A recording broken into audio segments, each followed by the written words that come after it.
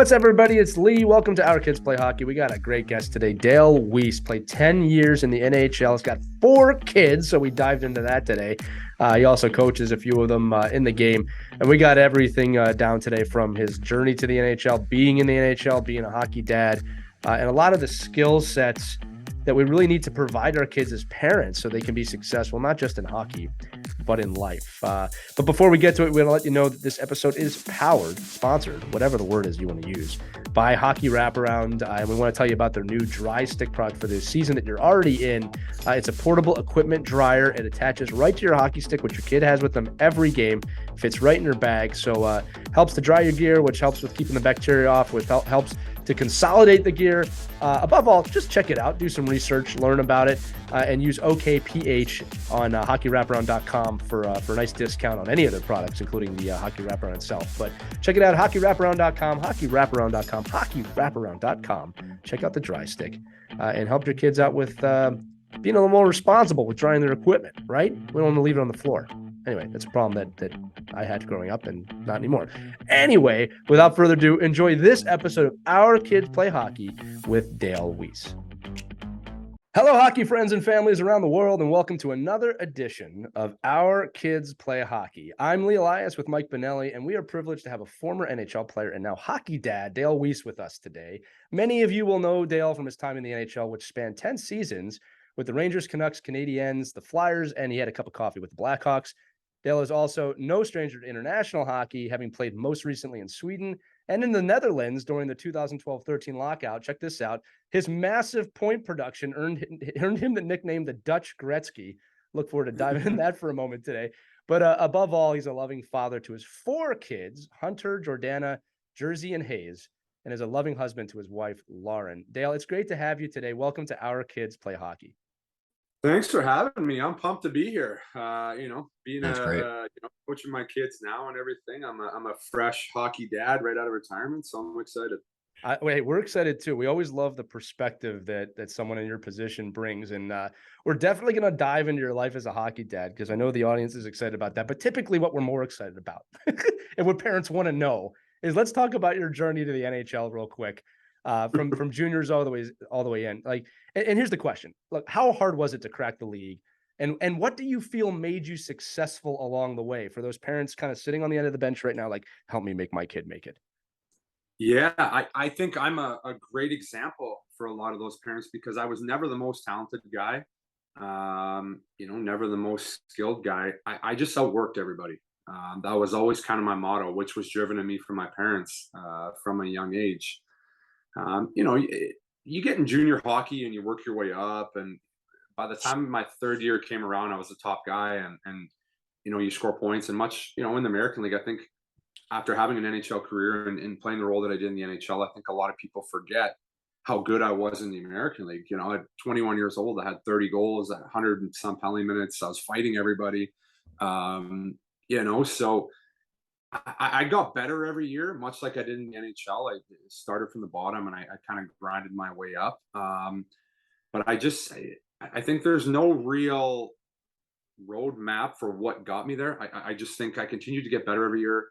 I always believed I could do it, probably more than anybody around me. Right. You obviously have your close people around you, my parents and my wife and stuff like that. But on the road there, you got to believe in yourself more than anybody else does. And, persistence and stay with it. I got cut plenty of times in my life. I got cut in junior. I got cut 4 times in the NHL before I made it. So, Wow. It's a long road, but I always believed I would eventually get there. And when I got there, I'd find a way to carve out a niche. And I was, grateful enough to do it for just over 10 years.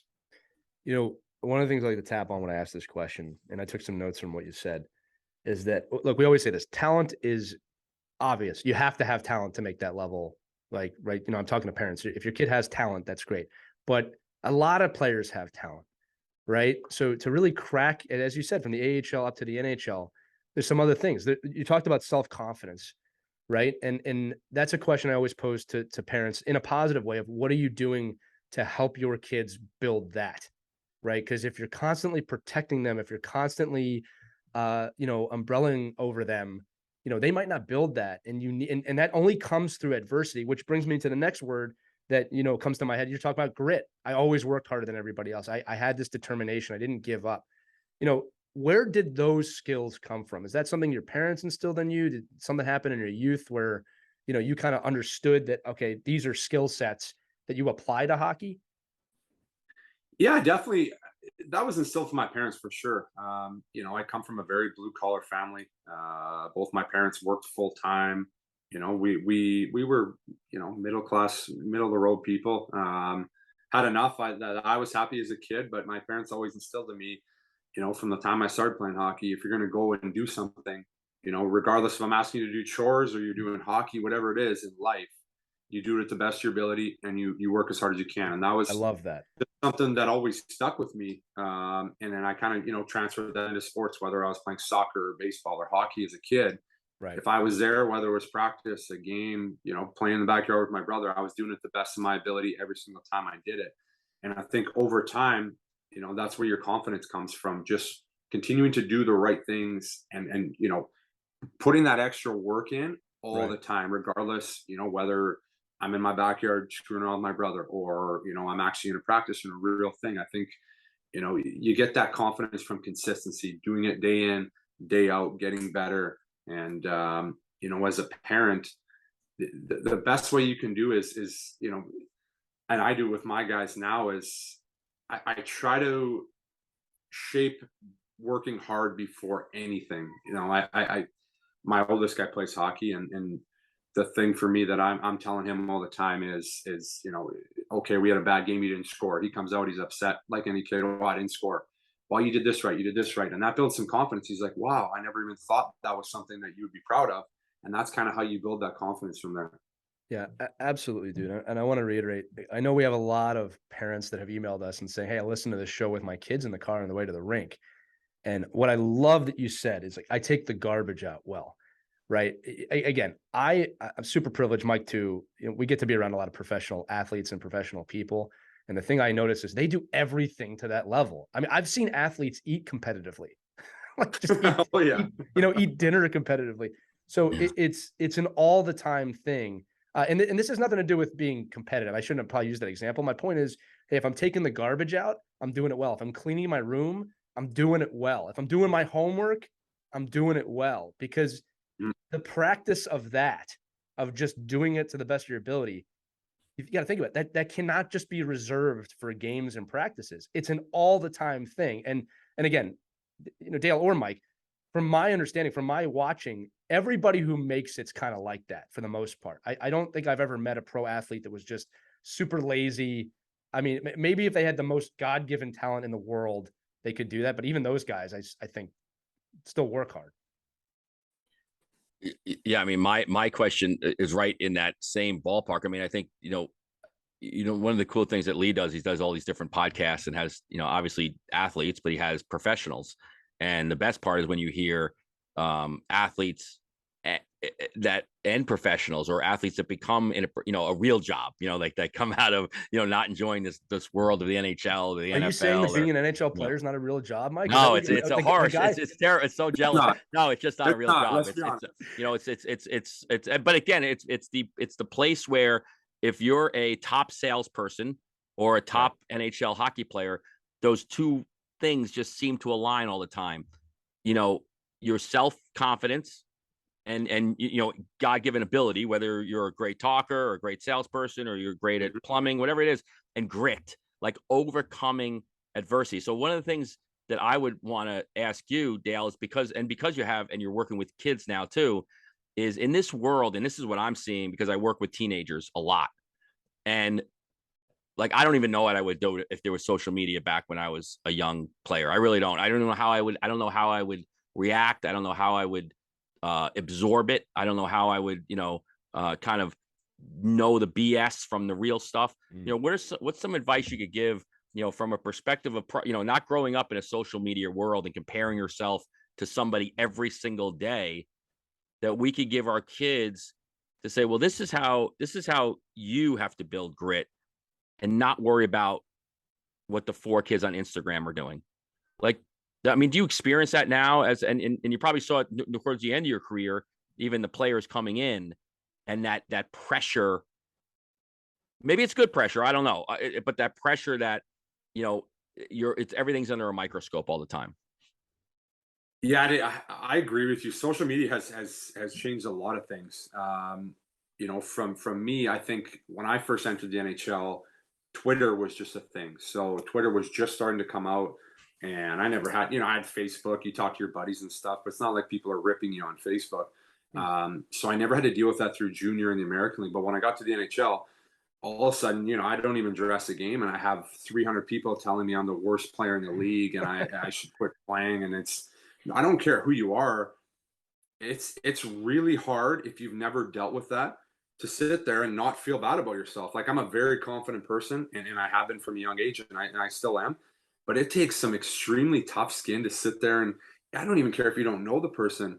This person's just harping on you and telling you how bad you are. And here you are, like, dying for the team too, right? That's what happens. And like, you're dying for it's tough.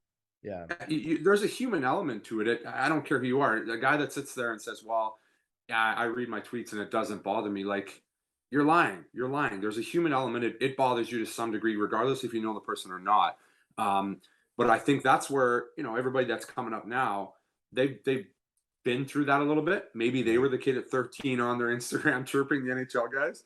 Then it's a little bit different story, but it's difficult. I don't know if it's good pressure, but I do think the positive, and I like to look at the positive of everything, even in terrible situations. I think, you know, when they're doing that at a young age and they're going through that, it really forces you to have tough skin.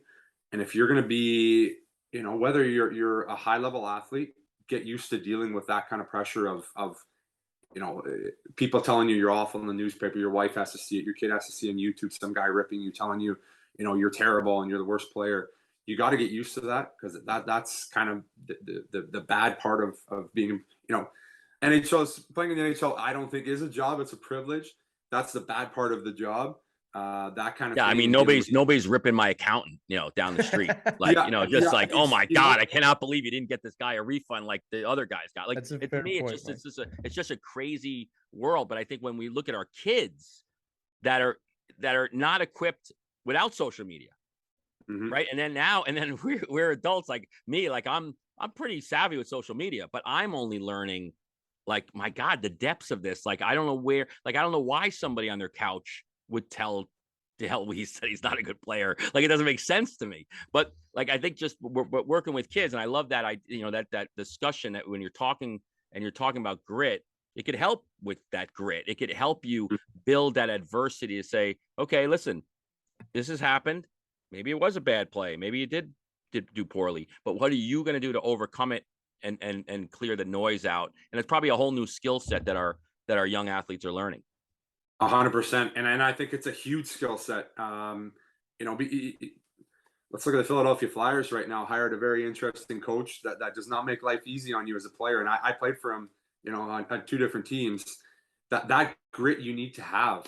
You know, I think coaches are getting better at communicating. I think they realize that style of coaching is probably not the best way to go with the new age kids. But you got to have some grit where you're having a tough night and the coach is hammering you, or you got sacked for a couple of shifts and you're sitting there and he's hammering you. It's like, you know, instead of just folding the tent and sitting there and pouting and being like, yeah, I'm having a tough night, that, you know, that's all it's going to be.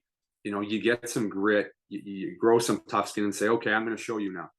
And that's the same for the guy that's chirping the internet. Maybe you're probably not going to fire back at him on Instagram. You don't need to, but let your play do your talking, go back and you prove people wrong. And that's, you know, having that chip on your shoulder can be a very motivating chip that could take you a long way.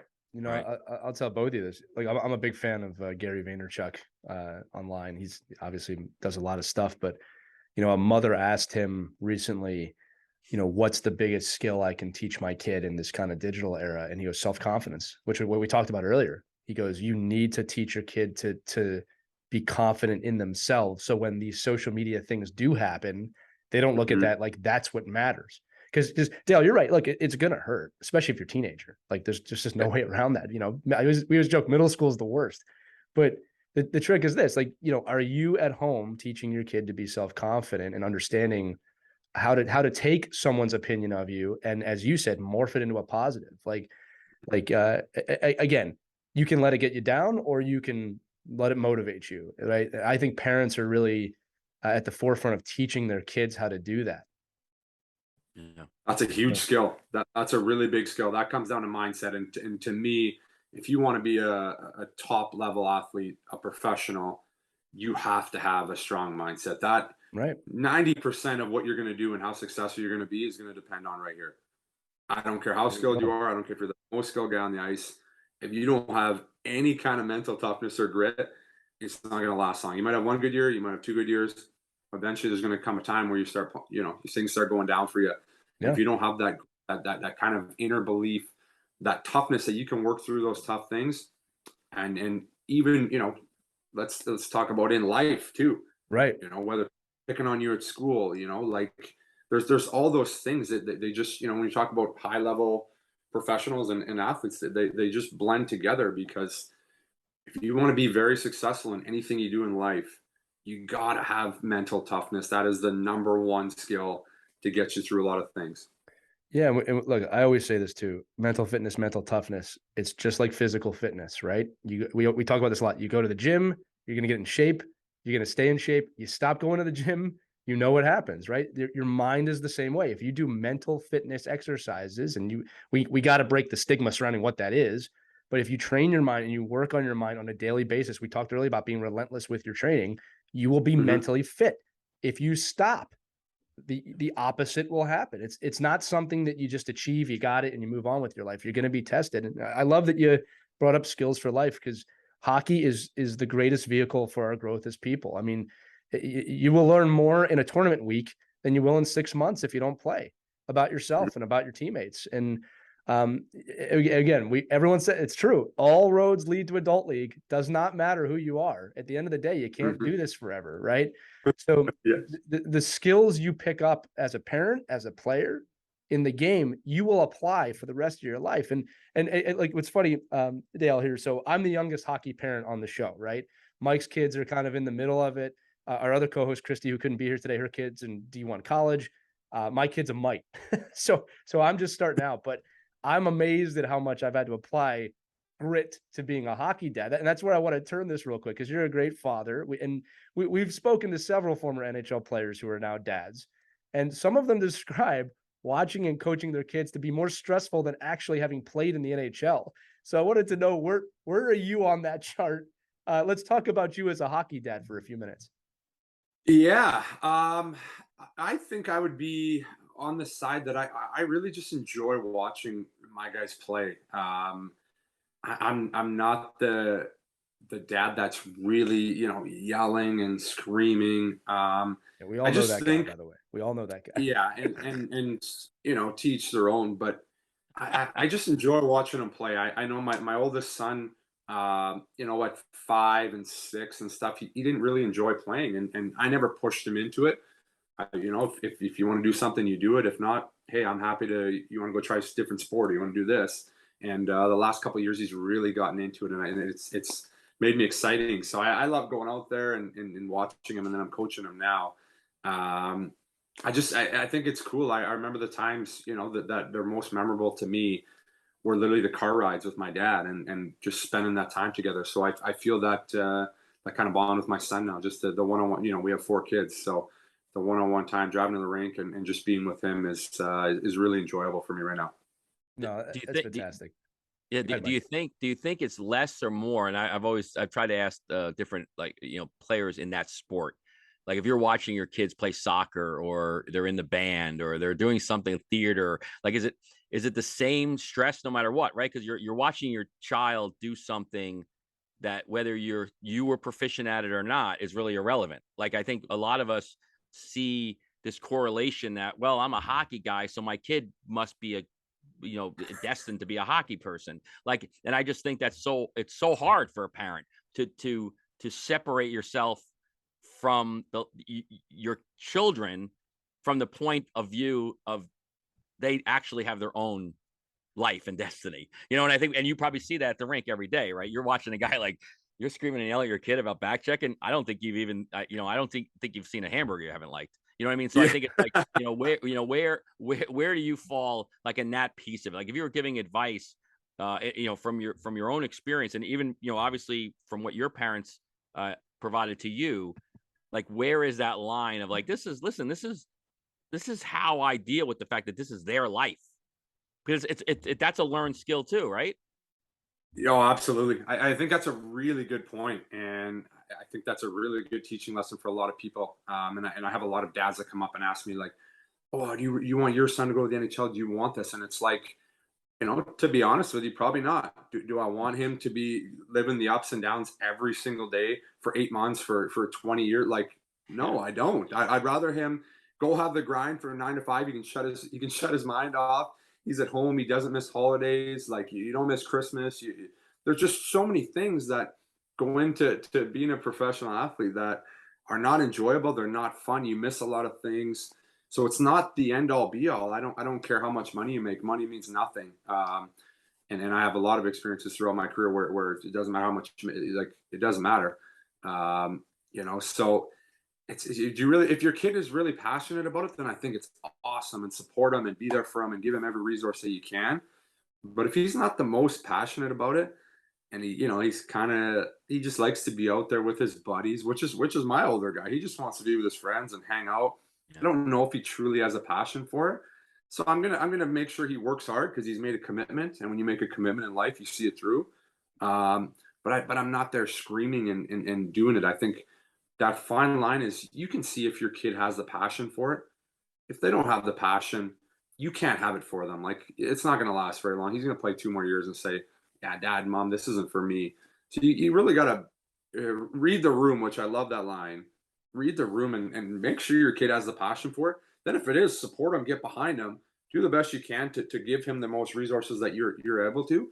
But at the end of the day, which I think is so cool as a parent, seeing different personalities. Being a coach now, I see different kids and different personalities. They're going to be what they're going to be, and no matter how much you try to shape and mold them, at the end of the day, they're going to make that decision, and that's I think which is so cool about watching kids grow up. Yeah, Dale, you're bringing up another element here that I want to touch on, which is, everybody that we've talked to at the top has said these people love the game more than anybody else. Like, there is a clear passion amongst NHL players and coaches of how much they love the game. And the reason I'm bringing that up is this, and I think you said it perfectly. Your kid might not have that, and that's got to be okay, right? You can't force them into something they don't love. You want to find what they love. And I'll tell you some of the struggles with my own hockey parentum, if I call it that, is like, look, I had a really clear understanding. At least I thought I did. You'll like the story. When I came into this with my son, my daughter's going to pick it up soon too. I can tell just from her. But hockey's my thing, right? Like, it's always been my thing, and I don't want them to feel like it has to be their thing. My attitude with my kids was, if you want it, I'll give you every resource you could possibly want, but you got to want it. You got to love it. So a lot of my journey has been spent on just making sure my kids kind of enjoy hockey. And I've wrestled with that with my oldest, my son, of I can't tell, right? He's 7 to 8. Again, we're going through a pandemic. There's a lot going on in the world. I always say this, I'm so thankful to be a host on this show because Mike and Christy, like, they're like my therapists with this.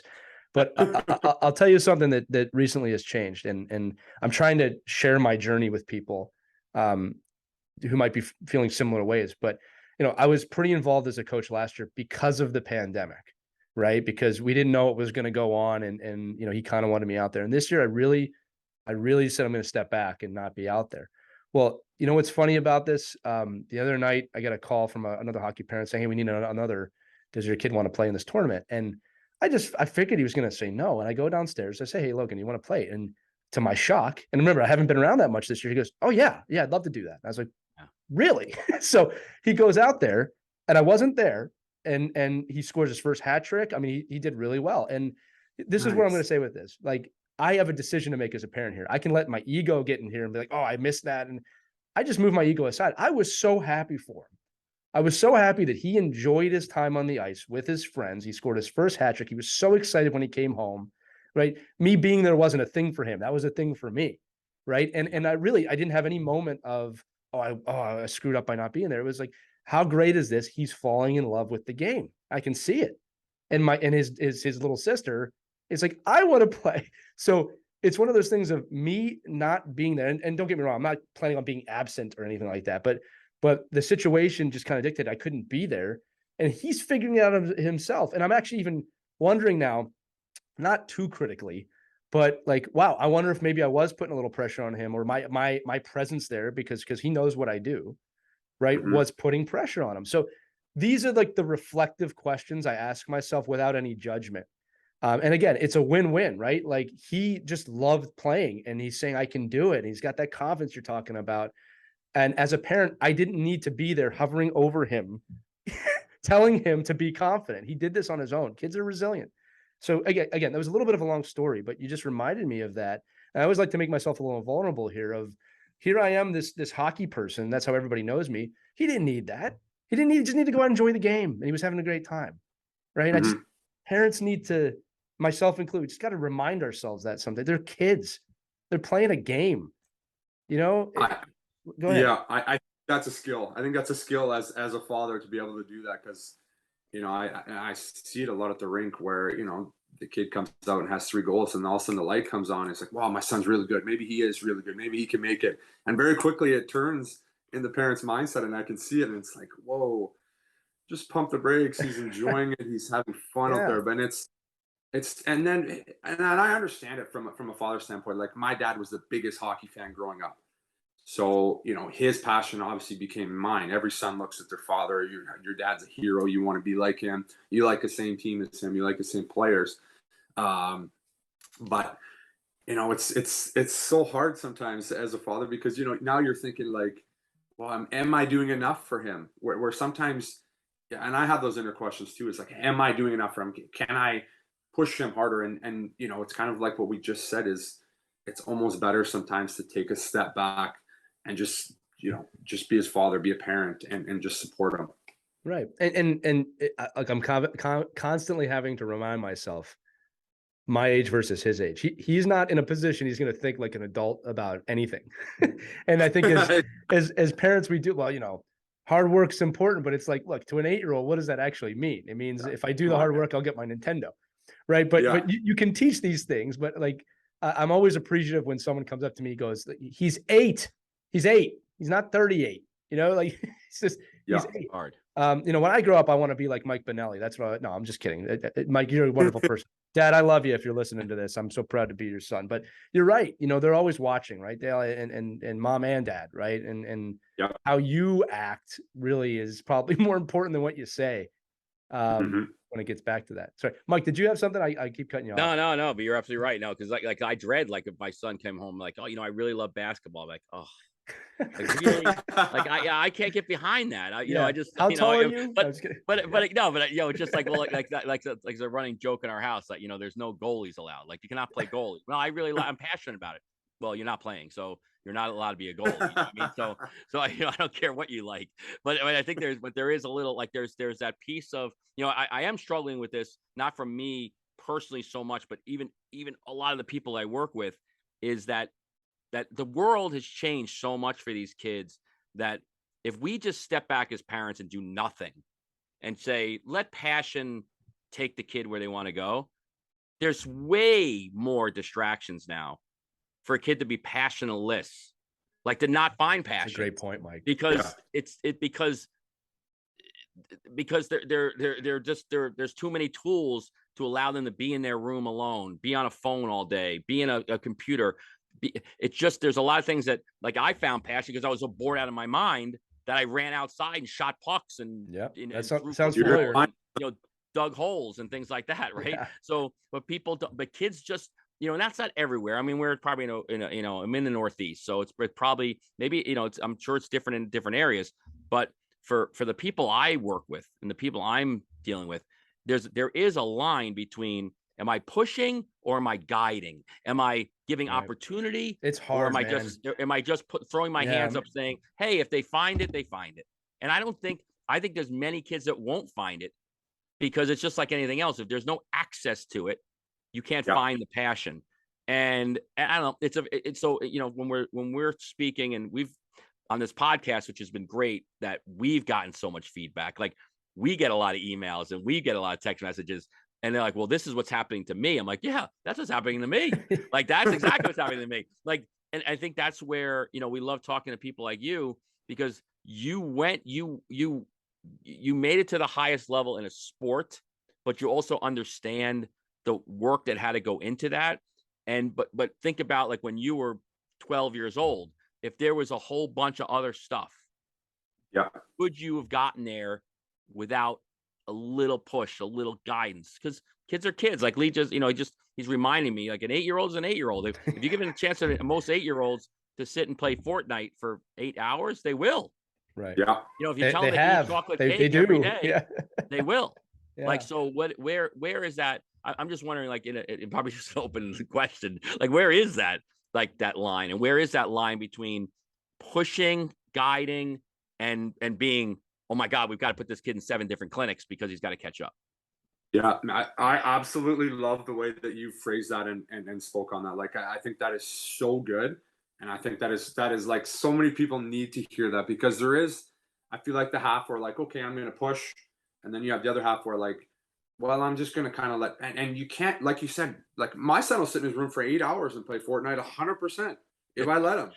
So, and again, they're kids, so they really don't know what they like until they do it. But if you never give them the opportunity to, they won't know. So that's why I love like trying different sports, whether hockey's not your thing. Like if you're going to go play basketball, go play like, yeah, well, whatever it is, like that. Yeah, be. Like and I think the underlying theme though is when you do it, if you're going to be playing Fortnite for 4 hours, make sure you're good. Like, like actually, beat everyone. And then my joke when I do coaching clinics is like, you get the kids off Fortnite, play with them, like hound them, say no, do this, and use this, and then they're like, oh my God, Dad, you're the biggest Mike, that was one of the me. best suggestions a friend gave me. It was you too, but my kid was playing games quite a bit. It was an uncomfortable amount for me, and someone said, play with them and watch what happens. Right, you'll either stop really quick or you'll have the time of your life. Either way, you're gonna win. But I'm there 2 a.m. playing, Call of Duty. I'm like, what the hell? Yeah, this war already happened. Why are we doing cool, it? Though. Yeah, but I'll tell you this too. My father, this was a pearl of wisdom he gave me when I was a kid. And actually, this was for leadership, but I'm applying it to parenting more now than I do leadership. But he always talked about a horse and the reins of a horse. And he goes, if you pull on the reins too much, too hard, the horse is going to kick off and throw you off. And if you just don't hold them at all, the horse is going to go wherever it feels like, and you're not going to get to where you need to be. But he goes, if you hold them just right, and that's a feeling and it's a constant thing, you got to know how much tension to give, the horse will go where you want it to go. And again, I'm not saying our kids are horses, but that analogy really works. Like, you got to know when to do it, when not. Like an example in my house, I think I'm just sharing this, like everybody does parenting. I always say there's no perfect parents, but like my son is pretty good at reading. So we make sure that every night he's reading a biography, one of those kids' biographies, but about someone famous or someone who's accomplished something. We've put that as part of our day. And I don't care if he wants to do it or not, he's going to do it, because that's me being a parent saying, no, you're going to learn about other people and the mistakes they've made and the successes they've had. 20 minutes a day. And then you can earn your video game. Right. And then the other thing too is, and this is one that's been recently, my daughter who just turned 6 has been asking me a lot. You guys will relate to this, but I've been getting a lot. Hey, can I be this when I grow up? Can I be that when I grow up? And some of them are absurd. Don't get me wrong. But you know what I tell her? I don't tell her no, because I can't stand when anyone tells a kid, don't follow your dream. I just, that pisses me off to no extent. But what I tell her is, you can do whatever you want as long as you work hard, you put the time in, and you educate yourself. That's always my message. Whatever you want to be it. But like, that's the kind of seed that I'm planting of, like, yeah, you can be a YouTube star or a ballerina or whatever, but you got to work hard to get it, because it's not guaranteed. I don't think personally that message has been getting out there enough. It's, yeah, you can be whatever you want, and that's where it ends. That is not how it works. It's never been how it's worked, right? If you want it, you're going to have to work, and there's really no guarantee. The gift is you can pursue it. That has not always been true in the human experience. You gotta put the work in. You've got to love it. And if you don't, get this, that's okay too. Right? Again, Dale, we hear a lot of parents, the kids are 18 and they've put in a large amount of money into this kid's hockey career. And at 18, the kid goes, you know what? I'm burnt and I don't want to play anymore. And the parents are devastated for multiple reasons, right? Money is probably the lowest on the thing, but here they are, they've put in the time, they put in all the stuff, and the kid doesn't want to do it anymore. And you got to be okay with that. You got to be okay with that. I want to throw it to you. I said a lot here, but I want to throw it to you just to get your general thoughts on this stuff. Yeah, I think, I've seen a lot of limiting beliefs in people passed on from their parents. And it's really quite sad because I'm under the same impression as you. When I was 3 years old, I said I was going to play in the NHL. I told my dad I was going to play in the NHL, and he never told me no, and I ended up doing it. I had a lot of people on the way told me I couldn't do it. Yeah. But you need that small core of people in your corner, regardless of what you want to do. They want to be. You had people when you were there telling you couldn't do it. Always, sorry, it never, go back to what we said earlier. It never ended, but it can't be your parents. They need to be, Right. those are the people that need to be, telling you, yeah, you need to work hard, and also, a little bit of a realist, like it might not happen. You might fail at it, but at least you're going to go down swinging. And I think that's the message that I like to share. My daughter is, she's turned 7, and I had her playing all these different things, and she loved it, and she likes to try some new things, but it takes a while to get her into it. She doesn't want to do it, and then she gets out there and loves it. Because she hates failing. She's in school, like her teacher was like, she won't even give me an answer because she's so afraid to have the wrong answer. And I'm like, as a parent, like, what was I doing wrong? Maybe it was me, maybe it wasn't, but I think I've really been proactive, whether it's my oldest guy, my youngest, whatever, letting them know it's okay to fail at things and not be good at things. Totally. And I think that's a belief that needs to be passed on from the parents. Well, that's that transitionary period. Like, I think that's all kids, right? The transition from going from this to that. It's like even going to church, right? You got to get ready. You got to get up. Like then you're getting in the car, and then they're there and like, oh, they had a great time, or you're going to grandma's house or going to dinner. Like that transitionary period for any, adolescent is like the biggest. That's what we all fight about as parents. Like, it's not just I'm sitting there adolescence. going, I can't have the only kids that are like this. And everybody's, oh no, my kids like that too. So it's like, but can I ask one question, Dale? Because I think I like this idea of transition, because I work with a lot of pros that when they retire, they get into coaching. And one of the things I do from my other background, my coaching education world, is working with ex-pro athletes to kind of transition into being coaches. And surprisingly, there's a lot of like, you're like, oh my God, I didn't realize the coaches did all this. So maybe you could talk about a little bit, like from when you played. And I always look at it as like, as a player, you had trainers, you had nutritionists, you had schedulers, you had a travel coordinator, you had, all the, your world was scheduled for you for the most part. Like where have you seen getting into the youth coaching world are like the biggest things that you were prepared for, and some of the things you weren't prepared for? Yeah, I love the way you speak on scheduling, because since I was 17 years old, you live with your billet family playing junior. Everything is scheduled for you. Everything is, be here on this time, be here this time. You get into pro, be here this time. The bus is leaving this time. This, and then not playing anymore. It's like I don't really have a schedule, and I kind of lose myself a little bit. So I can see on ex players, I could see how that becomes a little bit of an issue. On the youth side, to me, what I think.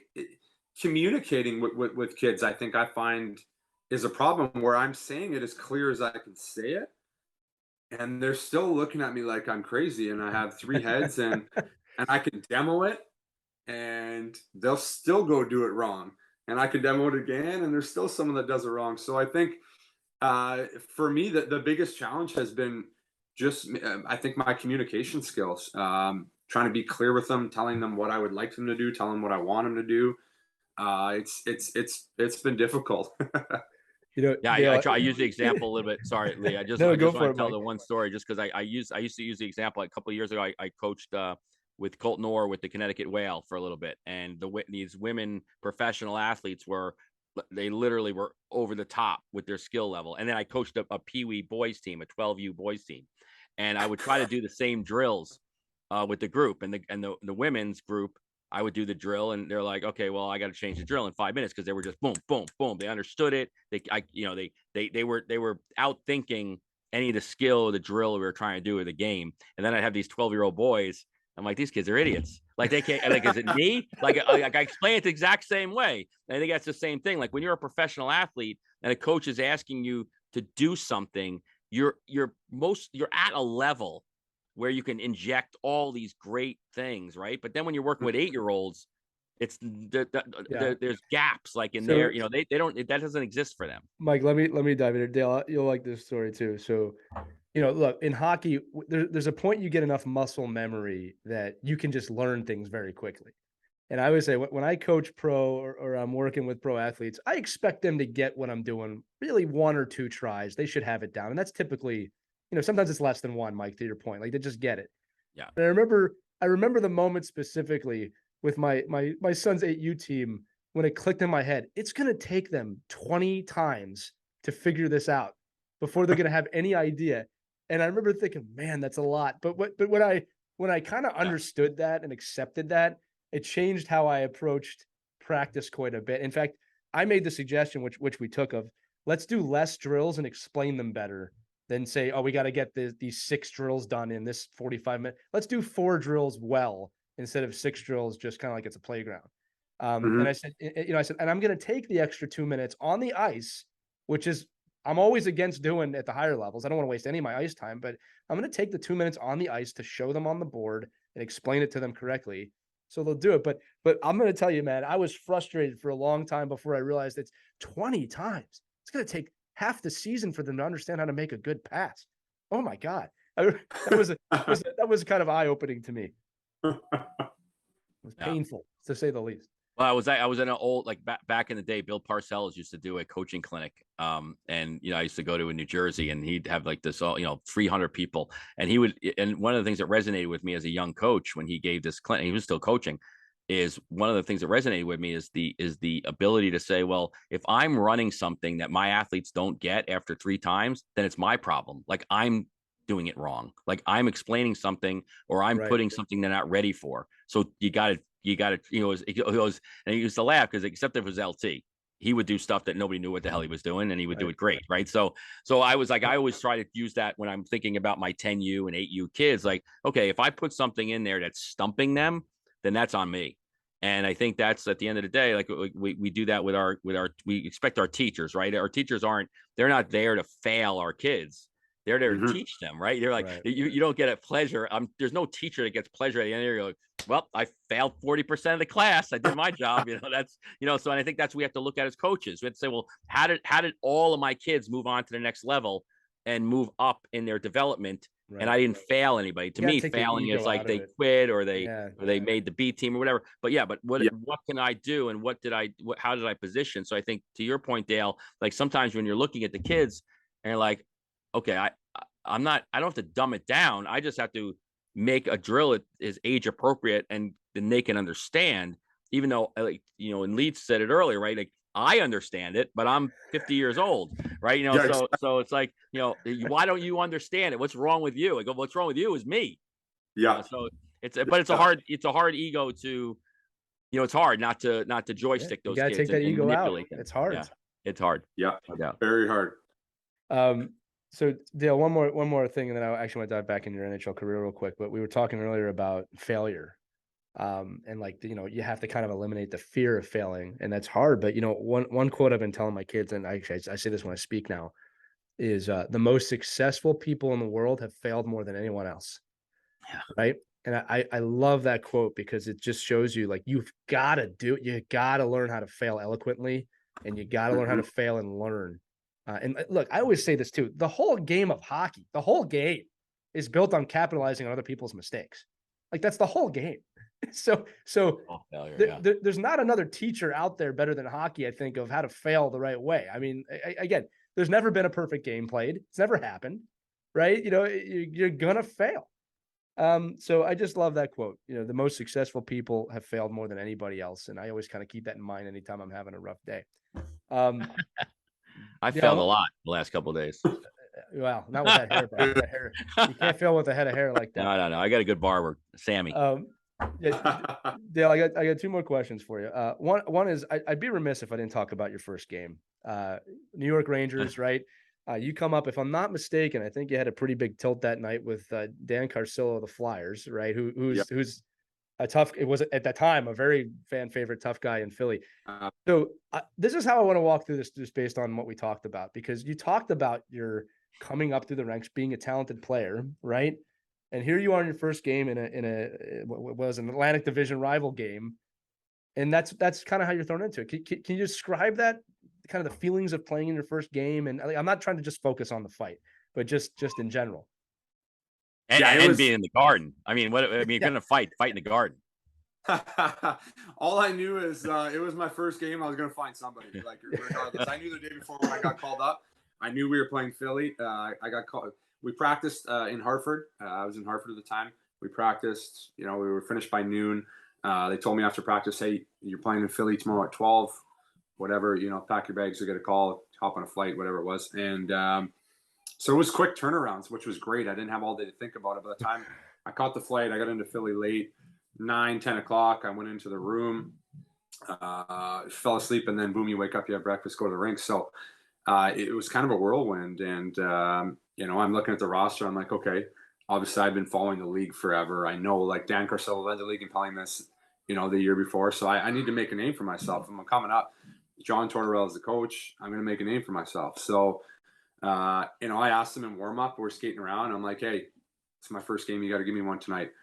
And he's like, beat it. I don't even know who you are. I was like, okay, well, he's not going to fight me. So maybe I got to find a way to force him to. And, like, I'm running around all game and I'm trying to get him to fight me, He won't do it. He's like, first game. I don't need to fight you. I said, okay, whatever. And it was like 4 minutes left. And I absolutely beelined somebody, almost like flipped into the Flyers bench and everything. At that point, we were losing 4-1.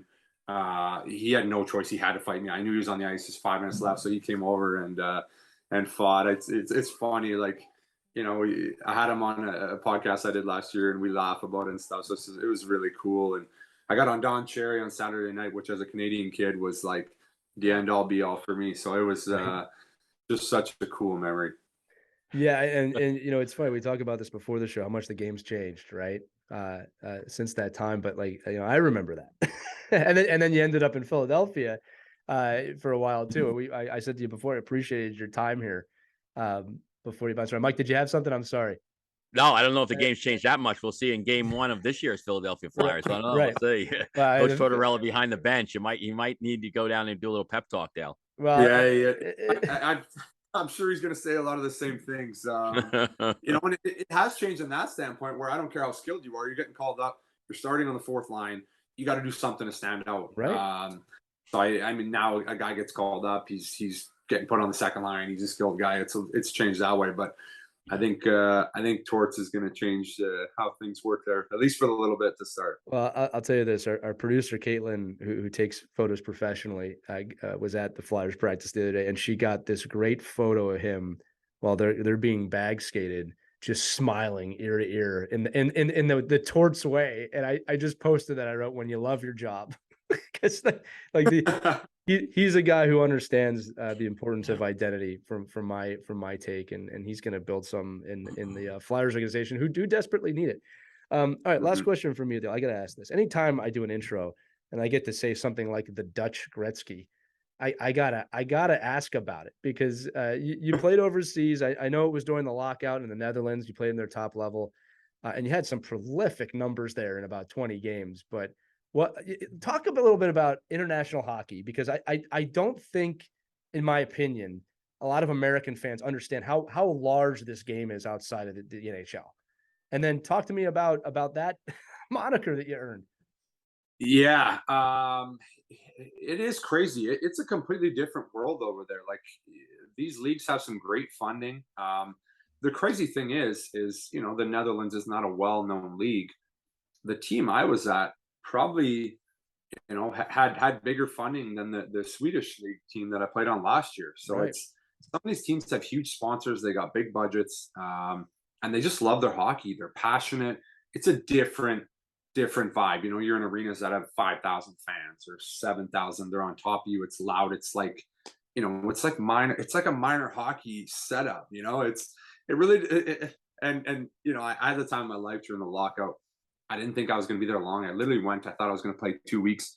Ended up staying there 3 months, and I had the time of my life. It's such a cool atmosphere. The way they chant all game and play drums, and it's like soccer. Anybody that hasn't seen European hockey, watch European soccer, and it's like that, just on a smaller scale. I'll tell you this, just backing you up here. So again, I coached in England for a while. Yeah, it is a total soccer atmosphere. but these fans are just as passionate as anywhere else. In some ways more, because you really get to know the players when you're in a kind of a small market team, if you want to say that. And again, these leagues are not run like the NHL where there's revenue sharing and, CBAs. Like these teams kind of have to fend for themselves as clubs. And then here's another one for you. I most recently coached down in Miami, I was coaching the Puerto Rican national men's team who won a gold medal at this event. And Mike, I haven't told you this one. We're playing Mexico, and there is a full mariachi band in the stands, dressed like playing mariachi music, and then they went in the locker room after. I'm like, this is amazing. This is awesome. Right? So like you just never know what you're gonna see. But I wanted to bring it up quickly because I think that more parents, and I'm talking to kind of the kids now that are in that kind of 16 to 18 or junior area, don't write off looking overseas. First off, you're going to have an amazing experience no matter what. All right. Just culturally, number one, but the hockey is probably better than you think. And I know players who've played overseas that, met their wives overseas and they had families, some of them stayed. So I just want to say, even if the NHL is your goal, nothing wrong with that, but don't write off the rest of the world because there's hockey played everywhere. And I'm so thankful for my time with these teams. And I'm sure you, as you said, you are too. Yeah, that's something I think that's a really good point for anyone that's listening to the show right now that is in that age. I definitely wouldn't write it off. You can make a tremendous living over there. That was something that really surprised me. Let's, just financial for a second here. You can make a really good living there. And, you're not paying the tax that you would in the States, and there's some different ways around it. And you can make a really good living and you can play a long time there. There's so many different leagues. Like you can play a good American League Hockey League player who, maybe by the time he hits 30, he's probably done, can go to Europe and play there till 40. It's less taxing on your body. You don't play as many games. And be a star and be a hero in some of these small towns. Like you said, they're so passionate about their teams, and there's no sharing. So you do a lot of fundraising events. So the fans get to interact with the players a million times more than you do in the NHL. You get to know, but you're more involved, and it's a really cool experience for anyone that gets the opportunity. I wouldn't turn it down or looking at as, well, I didn't make the NHL, now I have to go to Europe. I think it's a really good option for a lot of people. And if people are on the fence, I definitely, it's one of those things you got to try. Yeah, man, hockey is hockey. And I'll tell you, that experience alone is probably worth it. But Dale, I got to be honest with you, this was a fantastic conversation today. I loved every minute of this. And I really appreciate you giving us the time with 4 kids, much less your hockey side of things. Four kids, you gave us all this time today. I appreciate that. Hey, this is awesome, guys. It's something I'm really passionate about, obviously now, coaching and just being around hockey parents. I love talking hockey and just kind of sharing my experience because, to anyone that's out listening, I was a perfect example of a kid that you would have saw me at any age and you would have said, I'll never play in the NHL, and ended up having a great career. So never as a parent think your kid can't make it. And as a kid, never think that you can't, because it's never over, regardless. You're 25, 26, 27, 18, 16. It's never over for you. And, it's never over till you say it's over. Well, that's a great way to end this. I'll give you the final note on that and just close it out. But Dale Weise, fantastic episode. Again, if you've got questions for him you want to send to us, email us, team@ourkidsplayhockey.com, or any other questions. You all don't hesitate. So feel free. That's how you get in contact with us. And remember, every episode we've ever done can be found on ourkidsplayhockey.com or wherever you listen to podcasts. We're everywhere. This audience has put us in the top 10. I'm still weirded out by saying that. And again, having great guests like you, Dale, helps affirm what we're trying to do here. So once again, thank you so much for being here. Hey, thanks, guys. I appreciate it. This was awesome. Yeah, it was. So for Mike Benelli, I'm Lee Elias. Again, thanks for listening to this edition of Our Kids Play Hockey. Check us out. Share it in your team snap. Let all your friends know. Give us that 5-star review wherever you're listening, and continue to listen. We'll see you next week on Our Kids Play Hockey. We hope you enjoyed this edition of Our Kids Play Hockey. Make sure to like and subscribe right now if you found value wherever you're listening, whether it's a podcast network, a social media network, or our website, ourkidsplayhockey.com. Also, make sure to check out our children's book, When Hockey Stops, at whenhockeystops.com. It's a book that helps children deal with adversity in the game and in life. We're very proud of it. But thanks so much for listening to this edition of Our Kids Play Hockey, and we'll see you on the next episode.